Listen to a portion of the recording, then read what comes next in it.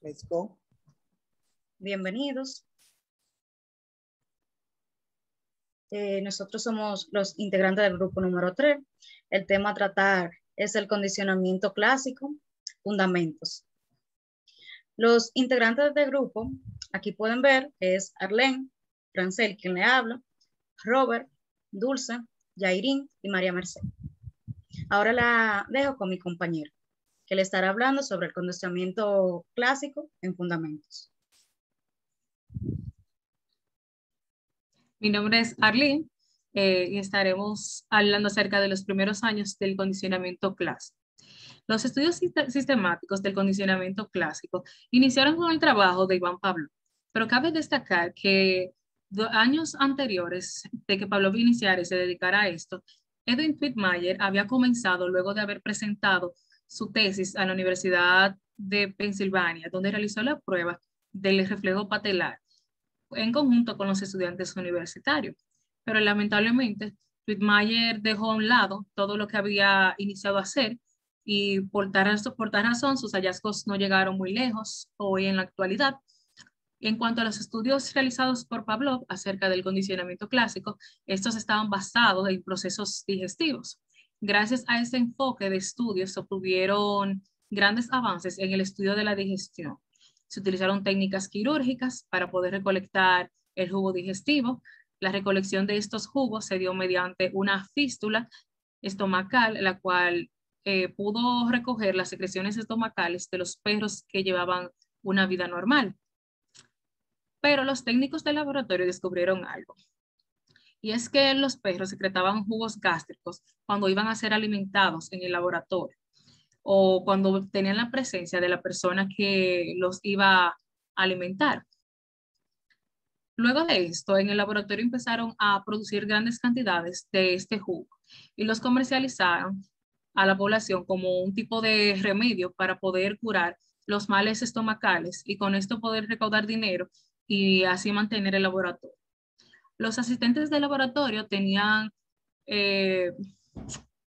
siempre la costumbre de llamar a las secreciones estomacales, que estas estamos relacionadas con los estímulos que tengan que ver con la comida y como de manera, sí, ya muy de ellos, decían que eran secreciones psíquicas, debido a que parecían dar respuestas a aquellas expectativas o pensamientos que estaban relacionados con la comida.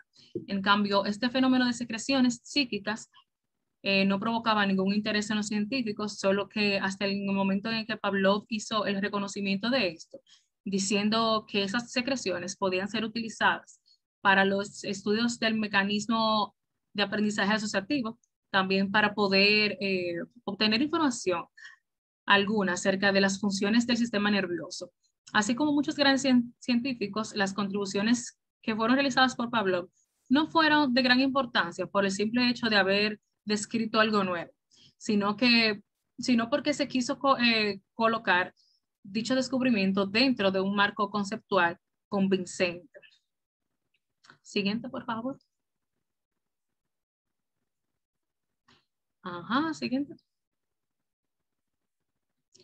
Bien, los descubrimientos de Wolfson y Snarkis, ambos fueron estudiantes de Pavlov y cabe destacar que los primeros estudios sistemáticos del condicionamiento clásico fueron realizados dentro del laboratorio de Pavlov y fueron realizados por ellos. El enfoque que ellos tenían era que las glándulas salivales, ya que estas eran las primeras glándulas digestivas que lograban participar o que participaban en lo que se conoce como la descomposición de la comida. Algunas de estas glándulas salivales, no obstante, algunas de esas glándulas salivales son bastante grandes, con conductos accesibles, por lo que resultaba un poco fácil exteriorizar por medio de una fístula. Wolf se encargó de estudiar las respuestas de las glándulas salivales a varias sustancias que eran colocadas en la boca de los perros, así como la comida húmeda, ácida, comida seca, agua, arena. Luego de colocarles repetitivamente estas sustancias, los perros llegaban a verlas y era lo suficientemente obvio para hacerlos salivar. Ya que Bulson se encargó de emplear las sustancias naturales de sus estudios, lo que hizo Snarsky fue extender esas observaciones, pero con sustancias artificiales. Dentro de un experimento, les dio a los perros varios líquidos. El primero de ellos fue un líquido ácido con un colorante negro. Luego de realizar varios encuentros con el líquido ácido negro, los perros lo que hacían era salivar. También lo hacían si veían ya algún líquido del mismo tono, si podía ser agua, una simplemente agua, y por el tipo de color, ya los perros salivaban. Las sustancias que ambos probaron podían ser artificiales visualmente a la distancia y producían las mismas sensaciones distintivas de textura y de sabor en la boca. Estas sensaciones son conocidas como estímulos orosensoriales. Además de las características orosensoriales, está el aprendizaje de objeto, el cual se le denomina la asociación mediante las características visuales en conjuntos con las orosensoriales. Pero para poder estudiar estos mecanismos del aprendizaje asociativo, los estímulos que van a asociarse deben ser independientes uno del otro. Algo un tanto difícil cuando hay dos estímulos que son de propiedades del mismo objeto. Consecuentemente a esto, los estudios del condicionamiento que fueron realizados más tarde por Iván Pavlov, lo que hizo fue emplear procedimientos en el que los estímulos que iban a asociar eran de diferentes fuentes, lo que condujo a los métodos experimentales que dominan los estudios del condicionamiento clásico. Sin embargo, los estudios contemporáneos ya no son realizados con perros hoy en día. El paradigma del condicionamiento clásico. Siguiente imagen, por favor. Dentro del procedimiento básico de Iván Pavlov se encuentran involucrados dos estímulos. El primero es un tono o una luz, dígase puede ser el tono de una campana, la cual al principio del experimento no provocaba ningún tipo de reacción o salivación. Y el segundo es la comida o el sabor de esta o de alguna solución ácida, la cual se colocaba en la boca. Por otro lado, en contraste a la luz o el tono, la comida con el sabor ácido lo que hacen es provocar una vigorosa salivación desde que se presenta la primera vez. Para Pavlov, el tono o la luz era un estímulo condicional a que su efectividad para poder provocar la salivación dependían de tal condicional, se debía a que fuese emparejado varias veces con la presentación de la comida, o sea, que había realizado este procedimiento varias veces para que los perros se fueran adaptando y sabiendo qué era lo que venía luego de. En contraste, llamó a la comida o el sabor nacido estímulo, el sabor ácido, perdón, él llamó a la comida o el sabor ácido estímulo incondicional por la efectividad que tenía para poder provocar la salivación, ya que esta no dependía de ningún tipo de entrenamiento previo. Se denominó respuesta condicional entonces a la salivación que llegaba a ser provocada por el tono o por la luz. Sin embargo, la que era provocada por la comida o el sabor ácido se le llamó respuesta incondicional, pero de esta manera los estímulos y las respuestas cuyas propiedades no dependían de un entrenamiento previo se llamaron incondicionales, mientras que los estímulos y las respuestas de cuyas propiedades que solo aparecían dentro del entrenamiento se denominaron condicionales. Hasta aquí por mi parte. Los dejo con mis compañeros.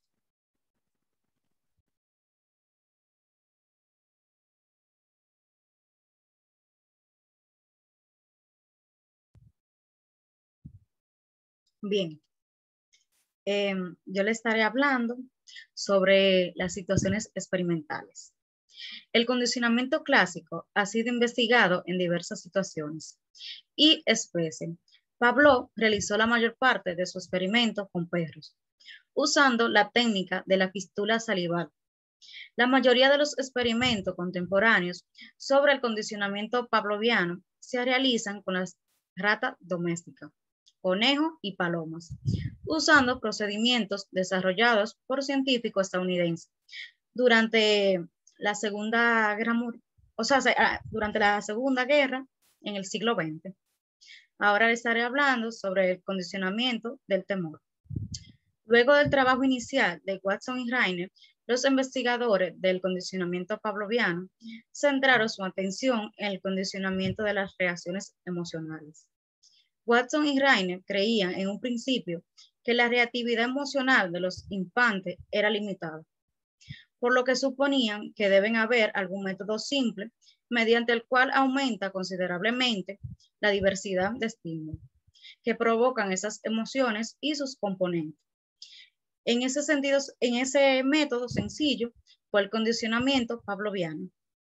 En una famosa demostración, Watson y Rainer condicionaron una respuesta de miedo en un bebé de 9 meses, ante una presencia de una dócil rata blanca de laboratorio.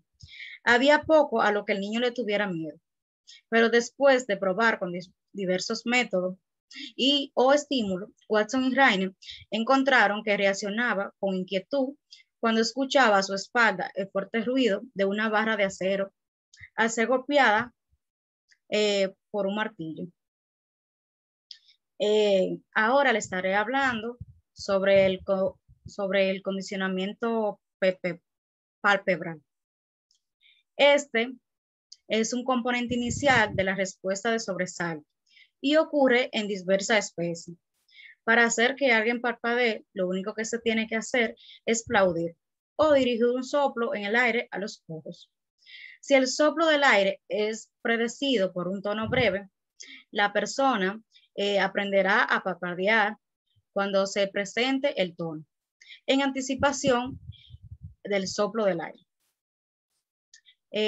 También, debido a su simplicidad, el condicionamiento palpebral se investigó de manera exhaustiva en diversos estudios con participantes humanos al inicio del desarrollo de la teoría del aprendizaje. El condicionamiento palpebral sigue siendo un área de investigación muy activa porque brinda una herramienta poderosa en el estudio de problemas del desarrollo y el envejecimiento y la enfermedad de Alzheimer. También se han empleado muchos estudios sobre la neurología del aprendizaje. A su vez, este conocimiento se ha utilizado en el condicionamiento palpebral, en el estudio sobre el autismo, el síndrome de alcoholismo fetal y el trastorno abusivo compulsivo. Un estudio de condicionamiento palpebral, un bebé de 5 meses, ilustra la técnica seguimiento de señales. La investigación de Pavlov se enfocó en la salivación y otras respuestas reflejas, lo cual alentó la creencia de que el condicionamiento clásico solo ocurre en los sistemas de respuesta refleja. Sin embargo, en años recientes se abandonó esa visión restringida del condicionamiento pavloviano, un paradigma experimental que contribuyó de manera notable a las concepciones modernas del condicionamiento pavloviano. Este fue el paradigma del seguimiento de señales u auto-moldeamiento. Los animales suelen acercarse y hacer contacto con los estímulos que señalan la disponibilidad de la comida. En el ambiente natural, esta disponibilidad puede ser anticipada por algún aspecto de la comida en sí, como su aspecto a lo lejos. Para un halcón, la vista y los ruidos de un ratón a cierta distancia son señales que inician o que indican la comida. Al acercarse y hacer contacto con esas señales, el halcón puede determinar que ese día se puede ganar su cena. Ya mi último tema a tratar es aprender que sabe bien. El curso normal de la alimentación ofrece oportunidades para el aprendizaje de asociaciones. Concluyeron una revisión del papel del condicionamiento pavloviano en los alimentos que llegan a agravar o desagradar a la gente, con el contenido de que el condicionamiento pavloviano participa activamente en las asociaciones sabor-sabor de los miles de millones de alimentos que se consumen día a día. En las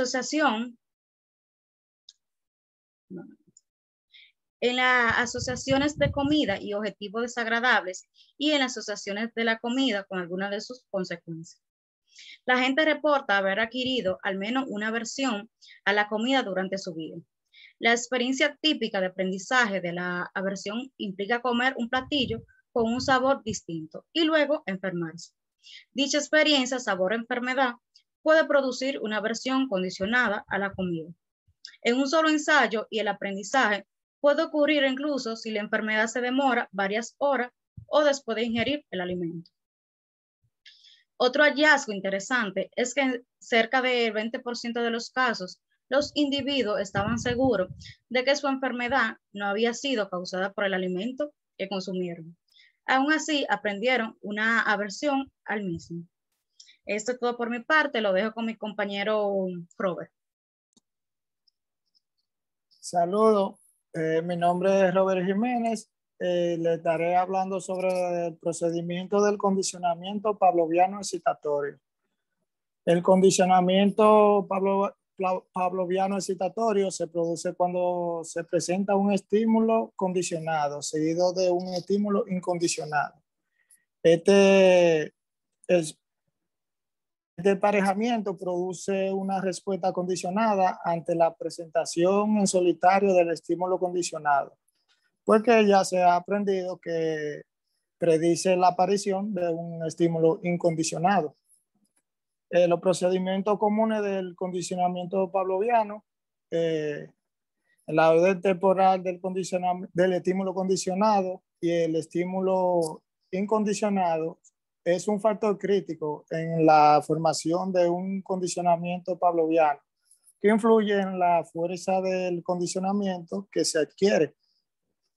Es mejor cuando el estímulo condicionado ocurre antes que el estímulo incondicionado. Por ejemplo, como cuando Pavlov hizo el experimento que utilizó el tono de la campana antes de que echarle la comida, porque el primero se convierte en la señal de segundo. Existe una clasificación de los procedimientos típicos del condicionamiento en función de intervalo entre estímulos, es decir, entre el comienzo de un estímulo condicionado y el comienzo de un estímulo incondicionado dentro de un ensayo. En estos tipos de experimentos condicionados clásicos también influye el tiempo entre el final de un ensayo y el comienzo del siguiente. A este periodo se le llama intervalo entre ensayos. Para que se desarrolle la reacción condicionada, el intervalo entre estímulos debe de ser mucho más corto que el intervalo entre ensayos. En función de estos parámetros se establecen 4 tipos, como lo que vemos acá en la foto. El condicionamiento de demora, este es el procedimiento más frecuente y el del que se tiene mejor aprendizaje. Este consiste en presentar el estímulo condicionado hasta que aparece el estímulo incondicionado. Como le había dicho, este es el más frecuente y el que se obtiene en general mejor aprendizaje. Y el sujeto en esta también aprende a decir cuándo va a aparecer el estímulo incondicionado. El segundo es el condicionamiento de huella. En este el estímulo incondicionado no se presenta hasta que no ha transcurrido cierto tiempo. Como pueden ver en la imagen, que tiene un tiempo para aparecer el estímulo incondicionado. Este se llama, este que se le llama intervalo de huella, se basa en que es la huella neutral del estímulo condicionado la que se empareja con el estímulo incondicionado. Y también este empeora el aprendizaje a medida que aumenta el intervalo de huella. O sea, que entre más lejos es, menos aprendizaje obtiene. El tercero es el condicionamiento simultáneo. Este estímulo condicionado y el estímulo incondicionado se presentan a la vez y tienen la misma duración, lo que significa que en el estímulo condicionado no aparece que en el estímulo condicionado no aparece el estímulo incondicionado y la respuesta condicionada obtenida de este es más escasa. El cuarto es el condicionamiento hacia atrás. Este, como lo dice al revés, todo lo contrario, se presenta ante el estímulo incondicionado, que el estímulo condicionado habitualmente no se produce tanta reacción como con los otros procesos. También les voy a hablar sobre la medición de la respuesta condicionada, que para permitir el grado de condicionamiento que se da en un determinado procedimiento, se utiliza un ensayo de prueba. Este consiste en presentar el estímulo condicionado sin el estímulo incondicionado. De esta manera nos aseguramos de que la respuesta que estemos midiendo es la respuesta condicionada. Los ensayos de prueba son imprescindibles en los condicionamientos simultáneos hacia atrás para evitar medir la respuesta condicionada con contaminación del estímulo incondicionado presente en el experimento. Estos ensayos pueden introducirse durante un determinado tiempo. Estos se pueden medir de diferentes maneras. Un ejemplo, la conducta del sujeto puede cuantificarse de diferentes maneras. Se puede registrar la magnitud de la respuesta condicionada, es decir, la cantidad de la conducta que se está dando. Un ejemplo de esto es el número de gotas de la saliva que utilizó Pablo. Otra manera de cuantificar es determinando la probabilidad de una respuesta condicionada, registrando la frecuencia con la que esta ocurre, el estímulo condicionado. Por ejemplo, el condicionamiento papelar y el porcentaje de ensayo de lo que aparece. Y por último, también se puede medir la latencia de la respuesta condicionada, es decir, la rapidez con la que esta aparece cuando se presenta el estímulo condicionado. En cuanto más rápido, mayor será el condicionamiento. Hasta aquí mi parte, la dejo con mi compañera Dulce.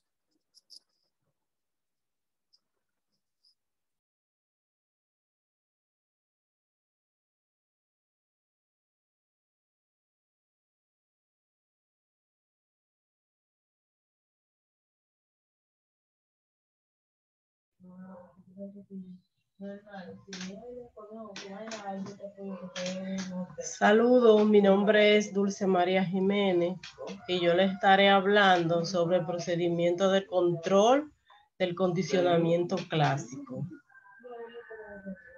Concebir un ensayo de prueba eficaz no es suficiente para obtener evidencia concluyente del condicionamiento clásico, como se mencionó en el capítulo 1. El aprendizaje es una consecuencia acerca de la causa de la conducta, que se basa en la comparación de al menos dos condiciones.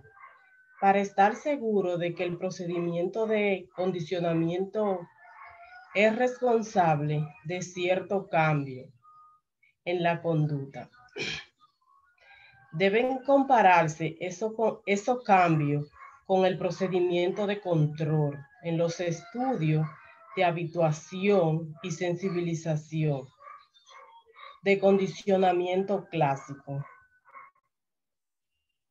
Lo que nos interesa es la forma en la que el estímulo de condicionado es incondicionado, llegan a asociarse. Por ejemplo, la habituación es un comportamiento aprendido. Los investigadores han debatido a profundidad cuál sería el procedimiento de control adecuado para el condicionamiento clásico.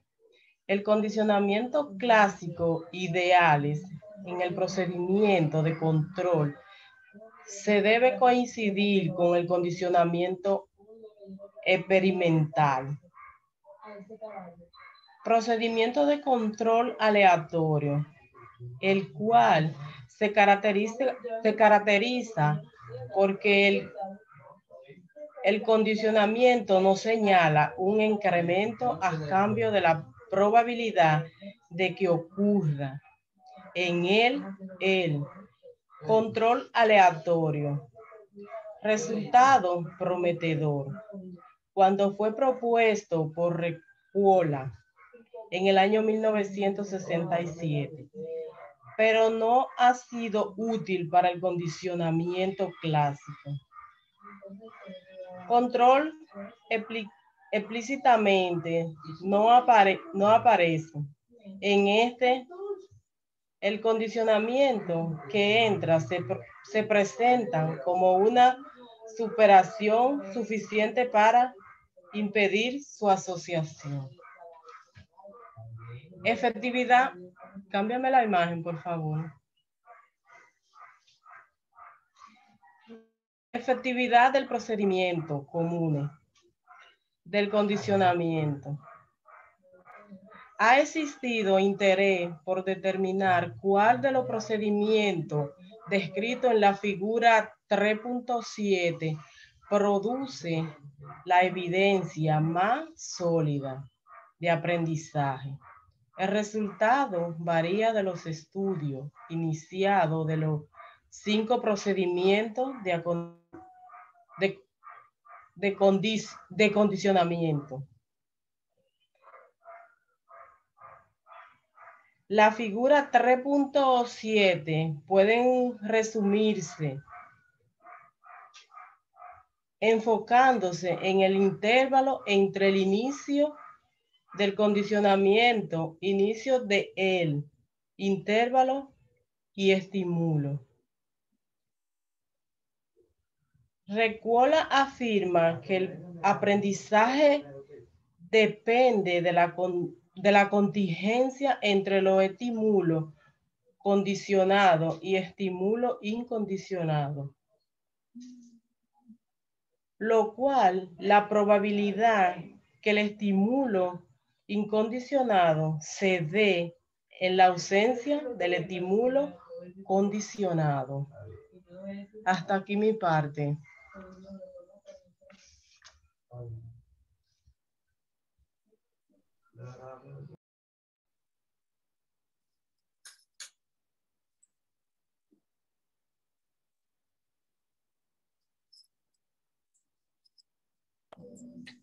Saludos, mi nombre es Yairi Bautista y mi tema es condicionamiento pavloviano inhibitorio.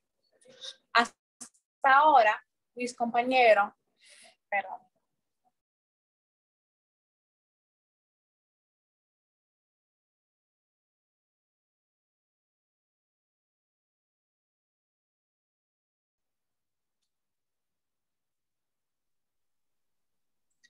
Buenas noches, mi nombre es Yairi Bautista y mi tema es condicionamiento pavloviano inhibitorio. Hasta el momento, mis compañeros han expuesto el condicionamiento pavloviano en términos de aprender a predecir cuándo ocurrirá un evento importante. Pero existe otro tipo de condicionamiento pavloviano, que es el condicionamiento inhibitorio, en que se aprende a predecir ausencia de él. Pero ¿por qué debería alguien querer predecir la ausencia de algo?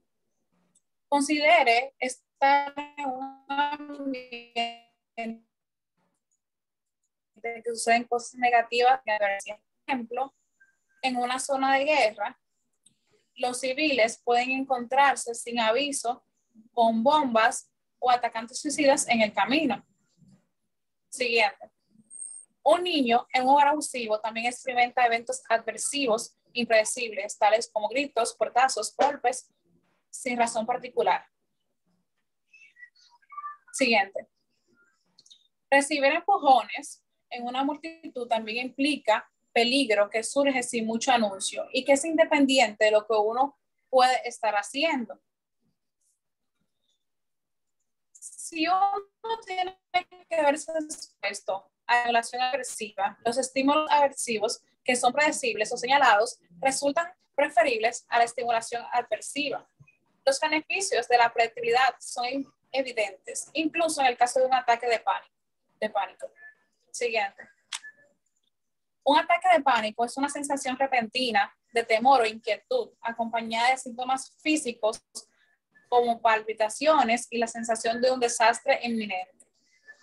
La capacidad para predecir las cosas negativas es muy útil porque también nos permite predecir cuándo no ocurrirán estas. En congruencia con este razonamiento, muchas técnicas eficaces de reducción del estrés, como el entrenamiento de relajación o meditación, involucran la creación de un periodo predecible de seguridad o un momento en que se pueda tener la certeza de que nada malo sucederá. Los especialistas en el manejo del estrés reconocen que es imposible eliminar de todos los eventos aversivos de la vida de una persona. Se describen dos procedimientos importantes usados para producir la inhibición condicionada y las pruebas especiales que se necesitan para detectarla y medirla. Siguiente. Uno de estos procedimientos es el procedimiento del condicionamiento inhibitorio. A diferencia del condicionamiento excitatorio, que puede avanzar sin condiciones especiales previas, la inhibición condicionada tiene un requisito importante. Para que la ausencia de un ER sea un evento significativo, el ER debe ocurrir periódicamente en la situación. En nuestra vida cotidiana hay muchas señales de la ausencia de los eventos. Este es el caso de los letreros como cerrado, no funciona o no entrar. Aunque estos anuncios solo proporcionan información importante e influyen en lo que hacemos, se indican la ausencia de algo que de otro modo esperaríamos ver. Por ejemplo, siguiente. Si encontramos un cartel o el anuncio "no hay gasolina" en una gasolinera, eso nos haría sentir frustración y enojo, ya que ese letrero nos ofrece aquí información importante, ya que esperamos encontrar combustible en dicho lugar. Pero en el mismo anuncio no nos daría nada de interés si lo encontramos en una cafetería, ya que es poco probable que nos persuada de entrar a comprar los panes. Porque si usted va a una panadería es por pan, no tiene nada que ver que no haya gasolina. El otro procedimiento es el de Pavlov, pero para la inhibición condicionada. Siguiente. Pavlov reconoció la importancia de un contexto excitatorio para el condicionamiento de la inhibición y tuvo el cuidado de proporcionar dicho contexto en su procedimiento estándar de condicionamiento inhibitorio. El procedimiento que empleó implica 2 estímulos condicionados y 2 ensayos de condicionamiento. Uno para el condicionamiento excitatorio y el otro para el condicionamiento inhibitorio. El procedimiento de Pavlov de inhibición condicionada es similar a una situación en que se introduce algo que impide un resultado que de otro modo sí ocurriría. Por ejemplo, la luz roja del semáforo en una avenida con mucho tráfico es una señal de peligro potencial, pues pasarse la luz roja podría provocar un accidente. Pero si un AMET le indica que debe cruzar la calle a pesar de la luz roja, porque el semáforo está dañado, es probable que no ocurra un accidente. Bueno, aquí la luz roja es el S positivo y los gestos de la AMET constituyen el S negativo. Esos gestos inhiben o bloquean sus dudas de cruzar la calle debido a la luz roja. Un S actúa como señal de seguridad en el contexto de peligro. Siguiente. La medición de la inhibición condicionada. ¿Cómo se manifiestan en la conducta los procesos inhibitorios condicionados? Bueno, en el caso de la situación condicionada, la respuesta a este tipo de pregunta es sencilla. Los estímulos condicionados excitatorios a provocar nuevas respuestas como la salivación, la aproximación o el parpadeo, según el que se atrae. Se podría esperar que los estímulos condicionados inhibitorios provoquen las reacciones contrarias a las ya mencionadas, es decir, supresión de la salivación, de la aproximación o del parpadeo. Pero ¿cómo se miden estas respuestas?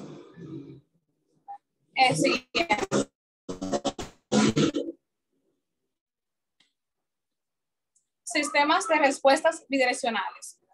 La identificación de las tendencias y respuestas opuestas es fácil con los sistemas de respuesta que pueden cambiar en direcciones contrarias del desempeño normal o de línea base. La tasa cardíaca, la respiración y la temperatura pueden aumentar o disminuir a partir de un nivel de línea base. Ciertas respuestas conductuales también son bidireccionales. En esos casos, la excitación condicionada produce un cambio conductual en una dirección y la inhibición condicionada cambia la conducta en dirección opuesta. Desafortunadamente, muchas respuestas no son bidireccionales. Considere la inmovilización o la supresión de respuesta como medida del medio condicionado. Un estímulo condicionado excitatorio provoca inmovilización, pero un inhibitorio condicionado no va a producir actividad por arriba de los niveles normales. Hasta acá fue mi exposición. Mi compañera que continúa.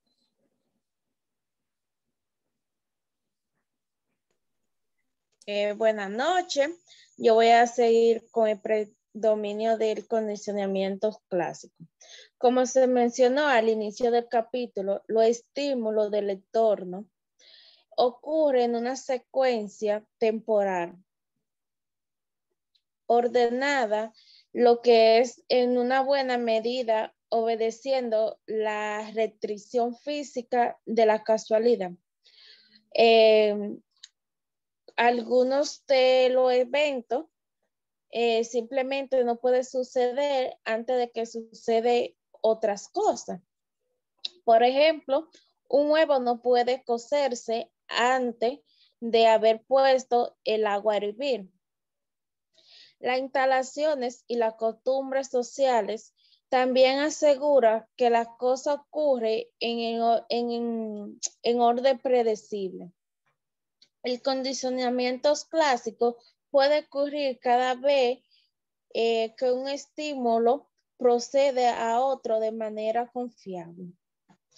Como se describió antes del capítulo, el condicionamiento de Pavlov puede producir el condicionamiento de preferencia de la alimentación.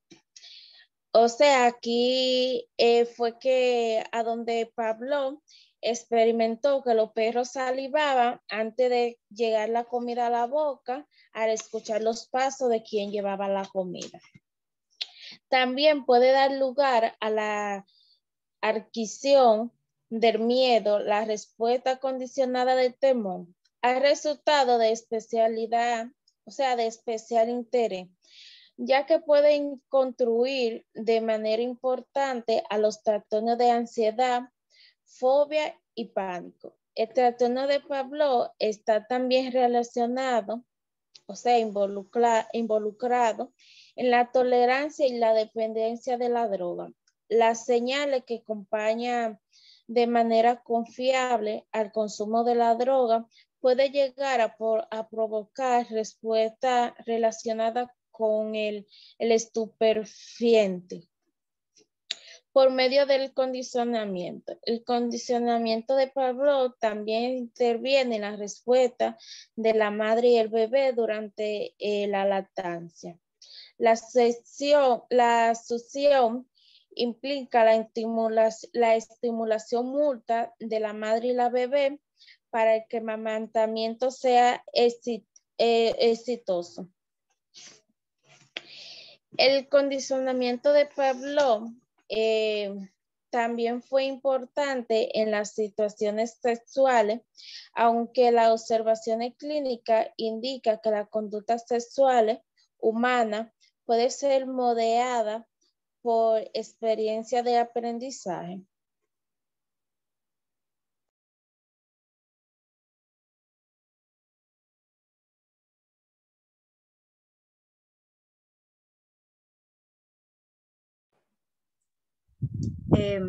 Hasta aquí nuestra exposición. Espero que haya sido de gran entendimiento y ya para darle terminación le voy a dejar con esta frase. El éxito es la suma de pequeños esfuerzos repetidos día tras día. Esto es todo y muchas gracias por su atención.